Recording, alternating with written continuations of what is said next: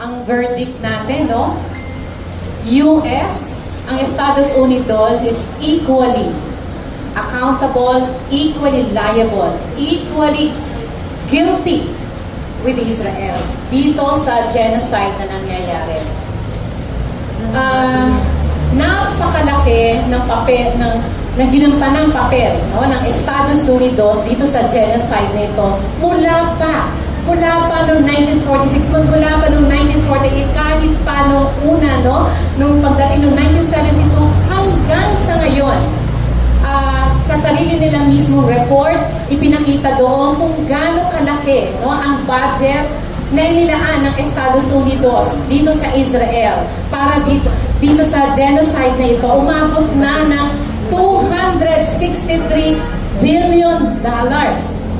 Ganon kalaki ang pera, no, na inilalabas ng Estados Unidos.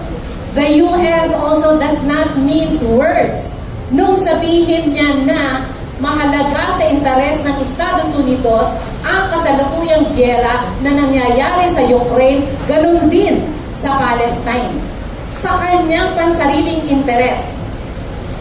Alam natin, madaling makita kung ano ang papel na ginampanan ng US dahil sa lahat ng mga bansa, sa lahat ng mga bayan na nagkaroon ng conflict, sa lahat ng mga bansa na kasalukuyan ngayon may gyera, nandyan ang Estados Unidos, nandyan ang sundalong Amerikano, nandyan ang armas ng Estados Unidos.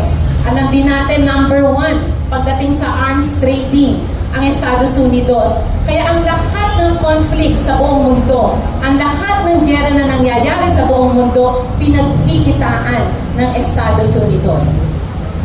Kahit kailan, hindi tama, hindi makatarungan, ng pagkakitaan ang buhay ng mga mamayan. Diba?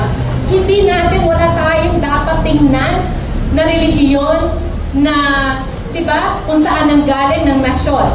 Sabihin, hindi pinag-uusapan dito yon. Ano man, Muslim man o Kristiyano, ano man ang kanyang pinaniniwalaan, ang lahat ay may karapatang mabuhay. Pero itong imperialistang Estados Unidos, wala sa kanya lahat yan.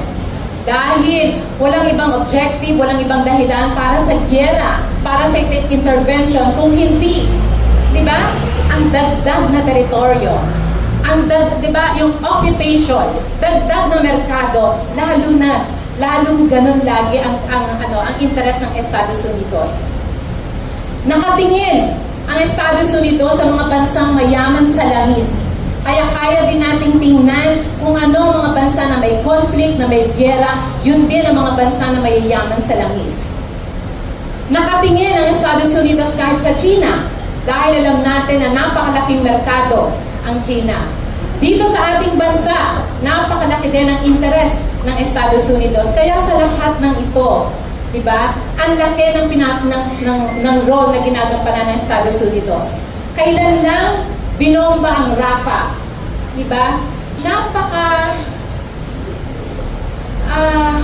plastic, di ba? Yung dalawang mukhang gustong palabasin ng Estados Unidos na para siyang tagapamandila ng human rights. Pero habang winawarningan niya kunwari ang Israel dito sa pambobomba sa Israel, naglabas din siya ng budget na 14 billion para sa Israel.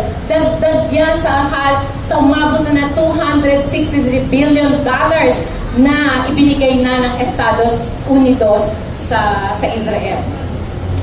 34 resolutions, 34 UN resolutions, lahat ng yan ay pinaliwala ng Estados Unidos, finito ng Estados Unidos, at ang 34 resolutions na ito ay may kinalaman sa conflict sa pagitan ng Israel at ng Palestine. Nakita natin kung paano bumoto ng no ang US dito sa ceasefire. Nakita din natin kung paano isinulong ng Estados Unidos yung tinatawag na the right to self-defense. Yaan yung isinulong ng Estados Unidos, yung Israel's right to self-defense. Diba? Yung twisted right to self-defense. Alam natin, hindi lang ito nangyari nagsimula noong October 7. Alam natin yung history ng conflict nagsimula pa noong 1948. Alam natin lahat ng yan. Para, di ba, i-twist ng US at isulong niya yung tinatawag na the right to self-defense. Ang Estados Unidos, ganun na lamang kondinahin yung tinawag niyang human rights violation sa Ukraine against Russia. Pero walang katulad na condemnation na ginawa ang Estados Unidos dito sa Palestine. Kaya tayo, mula sa Stop the War Coalition, mula din sa Kilusan, tayo ay nakikiisa sa mga kapatid nating Muslim sa Palestine. Ito na yung panahon para tayo ay magsama-sama dahil ang inhustisya sa bata, sa babae na nangyayari sa Palestine ay inhustisya para sa lahat ng bata at babae sa buong mundo. Magandang umaga po sa ating lahat.